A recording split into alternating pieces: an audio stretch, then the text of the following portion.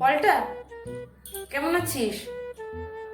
আচ্ছা আচ্ছা, এতদিন পর কেন খবর নিলাম তোর? না মানে মাঝে মধ্যে দেখ, আসলে সময় তো হয় না।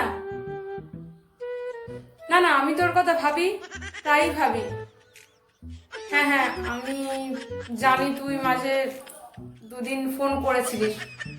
হ্যাঁ হ্যাঁ, না আসলে দেখ, খুব ব্যস্ত ছিলাম, ফোনটা রিসিভ করতে পারিনি। কল ব্যাক কেন করিনি? দেখ, কল ব্যাক করতে পারিনি, ফোনে আসলে ব্যালেন্স ছিল না রে। হ্যাঁ, না মানে ব্যাপার বলতে, আরে তুই রাগ করছিস কেন? না না, সেরকম কোনো ব্যাপার না। এ শোন না পাল্টা, তোর কাছে 2000 টাকা হবে? হ্যাঁ হ্যাঁ, তোকে আমি ফেরত দিয়ে দেবো 2 মাস পরে, খুব দরকার। হুম হুম, হ্যাঁ রে বাবা, দিয়ে দেবো ফেরত। ও, তোর আগের টাকাটা? ওটা দিইনি ফেরত তোকে?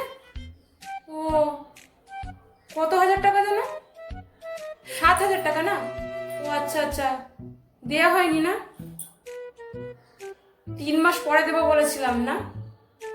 আসলে কাজের চাপে ভুলে গেছিলাম রে। হ্যাঁ, আচ্ছা শোন না, তুই আমাকে এখন 2,000 টাকা দে, আমি তোকে একবারে 9,000 টাকা দিয়ে দেবো 4 মাস পরে। হ্যাঁ। হ্যালো, হ্যালো, কি উল্টো পাল্টা কথা বলছিস তুই আমাকে? তুই আমাকে চিটিং বাজ বলছিস? এই ফলটা, গালাগালি দিচ্ছিস কেন?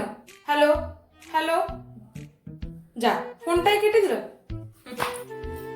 এই হচ্ছে আজকালকার দিনের বন্ধু। ছাড়ো।